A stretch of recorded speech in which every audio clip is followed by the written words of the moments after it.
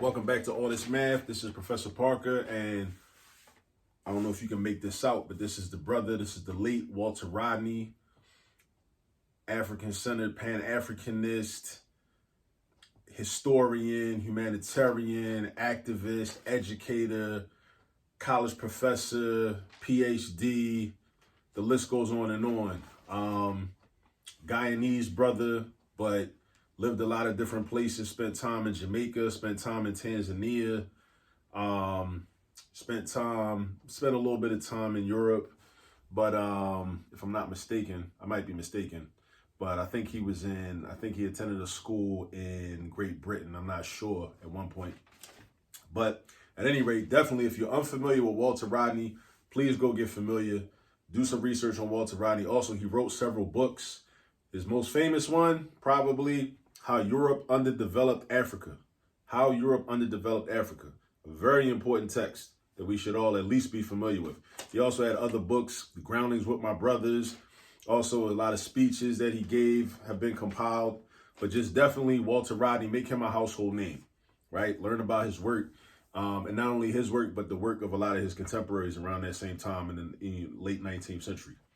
I'm sorry, not late 19th, late 20th century. In the late 1900s, I meant to say. My bad. All right, so let's get into this problem. Now, the problem, you'll be able to see it. It's written in the description section underneath of the video, so you can read along as I read out loud. All right, and this problem deals with school supplies. School supplies, right? School supplies.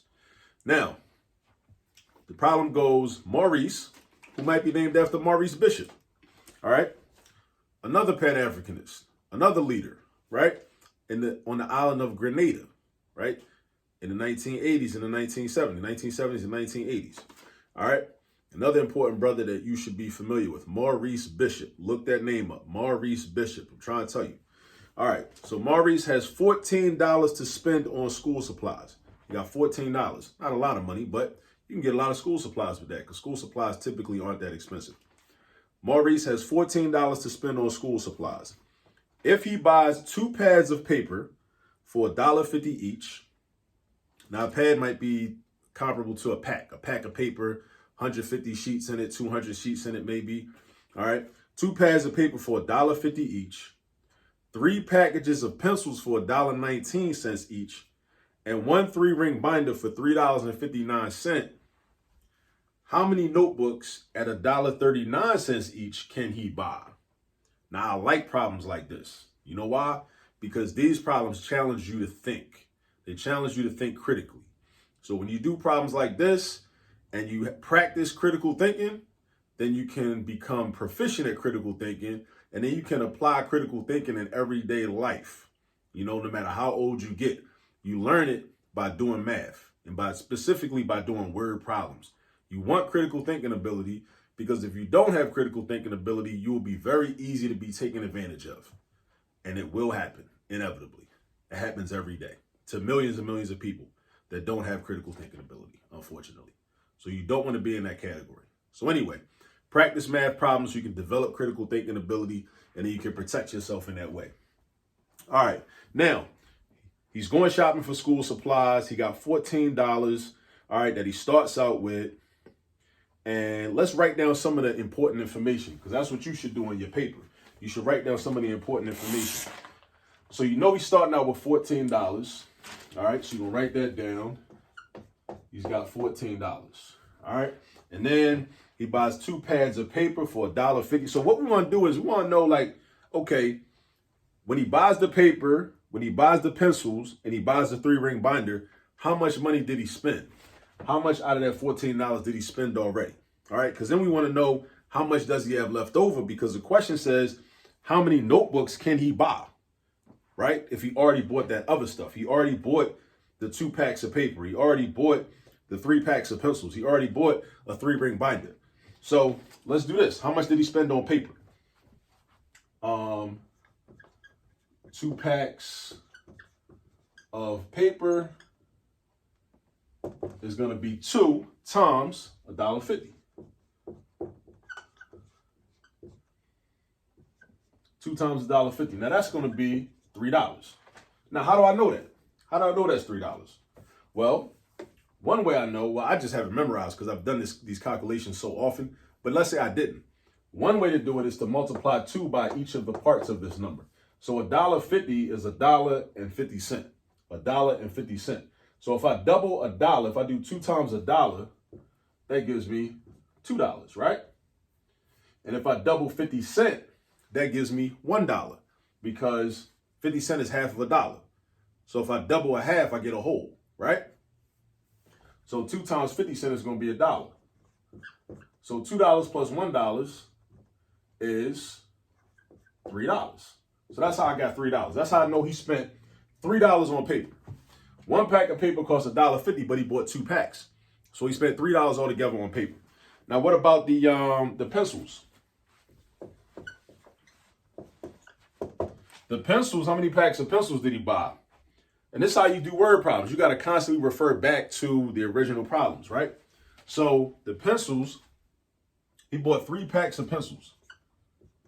And how much does 1 pack of pencils cost? $1.19. So 3 times $1.19. So that's going to be $3.57. Now, how do I know that, right? Without taking out a calculator. And it might be wise or more efficient for you to take out a calculator sometimes. But I also want you to understand how to do this math mentally. So you break this $1.19 up into 3 separate parts. $1, 10 cents, and 9 cents. $1, which is right here, 10 cents. This 1 represents 10 cents, not 1 cent, 10 cents, because it's in the 10th place, right? The 10th place. So that's how many dimes you got. You got 1 dime. That's 10 cents. The 9 is in the 100th place. That's how many pennies you got, right? Or you could have a nickel and 4 pennies. You could add that too. But this is $1, 10 cents, and 9 cents. $1, 10 cents, and 9 cents. One more time. $1, 10 cents, and 9 cents. So if I multiply each of these parts by 3, 3 times $1 is $3. 3 times 10 cents, 30 cents. 3 times 9 cents, 27 cents. Add them all together. $3, 30, 27. 30 cents plus 27 cents. What's 30 plus 27? 57. 30 plus 27 is 57, right? Because 30 and 20 is 50. And then you got another 7 to add. That's 57. $3.57. Or if you know some of your some more advanced multiplication facts, you might know that 19 times 3 is 57 already anyway. All right. Either way, you're getting $3.57. So he spent $3.57 on pencils, just pencils. $3.57. Now, what about the 3-ring binder? 3-ring binder is he only bought 1 of them. So that's just $3.59.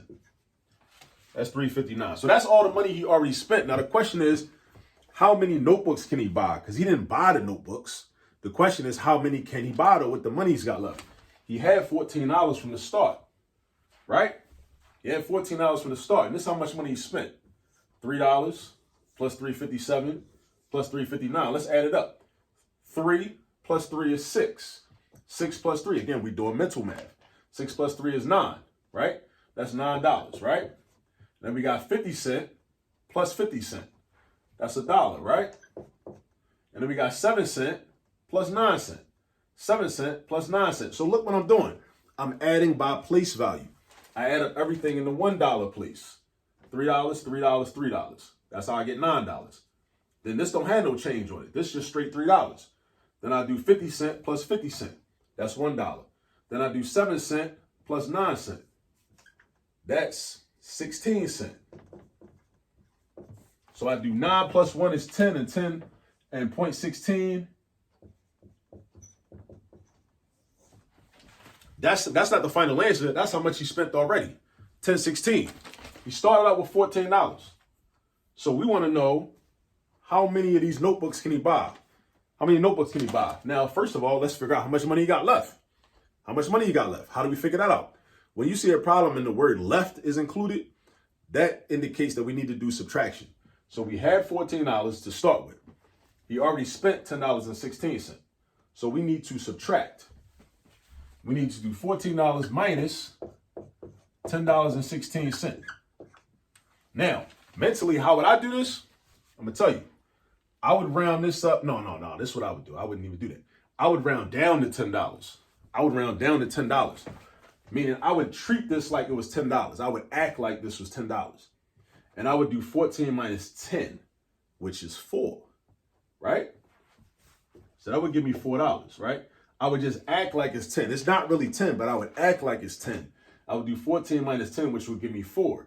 But then notice what happened to this 16 cent, right? I actually, right? It's not really $4. Like I really didn't subtract. I really subtracted too much. I subtracted too much. So what I got to do is I got to subtract that 16 cent from the $4. I got to subtract 16 cent from the $4. So I got to do 4 minus 16. Now that's how I would do it mentally. Because 16 cent is made up of 10 cent and 6 cent, 10 cent and 6 cent, 10 cent and 6 cent. I would do $4 minus 10 cent first, which would give me $3.90, right? And then I would subtract the 6 cent, because remember, 16 cent is made up of 10 cent and 6 cent, 10 cent and 6 cent. So now I'm subtracting 6 cent from $3.90, which is $3.84, which is like this, like doing 90 minus 6 to get 84 is the same thing as doing 10 minus 6 to get 4, right? Because of the numbers in the one that are in the ones place, right? So 10 minus 6 is 4, 90 minus 6 is 84. So this is how much money he got left. That's not the final answer. That's just how much he got left. Now, we still not done yet. We still not done yet because we want to know how many notebooks at 139 can he buy. So this is how much money he got left. Let's see how many notebooks he can buy. So let's do this. One notebook is $1.39. He got this much money left, $3.84. So we know he could buy one. But we trying to figure out the max. Like what's the maximum amount of notebooks he can still buy? We know he could buy one, but let's see if he could buy two. Let's see if he can afford two. So 2 notebooks is just $1.39 times 2. $1.39 times 2. Now mentally, if I'm doing mental math, I'm doubling each of the parts of this number. So $1 times 2 is $2. 30 cent times 2 is 60 cent. 9 times 2, 18 cent. 30 times 2, 60 cent. 9 times 2, 18 cent. Ask yourself, what's 60 plus 18? 60 plus 18 is 78. So this is $2.78. So 2 notebooks will cost him $2.78. Can he afford that? Yes, he can. Because he got more than that. He got $3.84 altogether. This one only cost him $2.78. Now, let's see if he can afford 3 notebooks. Let's keep going. Let's see if he can afford 3 notebooks. 3 notebooks is just $1.39 times 3. Or if we wanted to, we could add $1.39 to this. We got options. That's another thing I like about math. It's so many different options. So many different ways to get to the answer. But I'm going to go ahead and do $1.39 times 3. $1.39 times 3 is going to be $3. And then 30 cent times 3 is going to be 90 cent. And then 9 cent, that's not 90 cent, that's 9 cent. Because look where it is, it's in the hundredths place. So that's 9 cent. 9 cent times 3 is 27 cent. 27 cent, right? So I got 3 plus 90 plus 27. So 3 plus 90 cent is 3.90. And then plus 27 cent, 3.90 plus 20 cent, if I break the 27 cent up into 20 cent and 7 cent, right? 3.90 plus 20 cent is $4.10. 3.90 plus 20 cents. So imagine you had $3.90, you add 2 dimes. 1 dime is $4, another dime is $4.10. Then you add the 7 cent. So this is $4.17, right? Does he have enough money to buy 3 notebooks? No, he does not. He only has $3.84. So he can't buy 3 notebooks. No matter how bad he wants 3 notebooks, he can't buy 3 notebooks. He can only buy 2. So cross that out. He can't buy 3 notebooks. So therefore, the answer to the question is, how many notebooks at $1.39 each can he buy? Maurice can buy 2 notebooks, because the 2 notebooks will cost him $2.78, and he'll still have money left over, right? He can't afford 3. 3 is too expensive because he spent all his money on this other stuff. So this is a budgeting question, and this is real life math. Really, all math is real life, just depending on what type of life you live in. But this is a budgeting question. We all have to consider budgeting. We all have to make financial decisions based on how much money we have and how much money we want to spend. So this is an example of what really happens, right? So let's say he needs 3 notebooks. If this is a real life scenario, if he needs 3 notebooks, then he'd either have to get more money, right, from somewhere, or he might have to return something that he already bought in order to make more money, in order to have more money, in order to buy a 3rd notebook. Maybe he don't need this binder, right? That'll get him $3.59 back, depending on if the store has a return policy. Or maybe he don't need 3 packs of pencils. Maybe he only need 1 pack or 2 packs of pencils. Maybe he don't need this much paper. Who knows? But this is like a real life, everyday math scenario, right? That we got to think about. So we did some addition, we did some multiplication, we did some subtraction, but the key is we had to think, right? We had to use critical thinking in order to answer a question about a real life scenario. All right. So I like this problem. I like problems like this. And I want you all to practice problems like this that require these types of skills. Okay. Remember, do your research on Walter Rodney. Look him up. Walter Rodney.